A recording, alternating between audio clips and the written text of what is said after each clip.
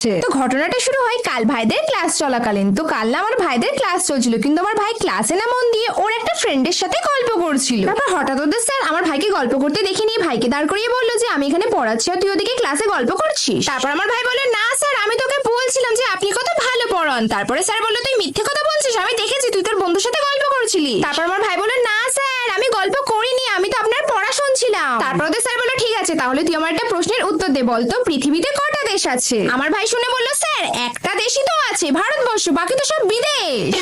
এটা শোনার পর ভাইয়ের স্যার ভাইকে বললো তুই নিজেকে ভীষণ ওভার স্মার্ট মনে করিস না, ঠিক আছে তাহলে তুই আমার আরেকটা প্রশ্নের উত্তর দে, বলতো ভারতের সবচেয়ে বেশি বৃষ্টি কোথায় পড়ে? তারপর আমার ভাইকে উত্তর দিল জানো। তারপর আমার ভাইকে উত্তর দিল সেটা জানার আগে তোমাদের মধ্যে যারা যারা নিজেকে অনেক বেশি বুদ্ধিমান মনে করো তারা কমেন্টে একটা চশমা পরে ইমোজি দিয়ে যাও, আর যারা নিজেকে অনেক বেশি বোকা মনে করো তারা একটা কান্নার ইমোজি দিয়ে যাও। তো তারপর আমার ভাই বলল স্যার ভারতে তো সব থেকে বেশি বৃষ্টি মাটিতে পড়ে।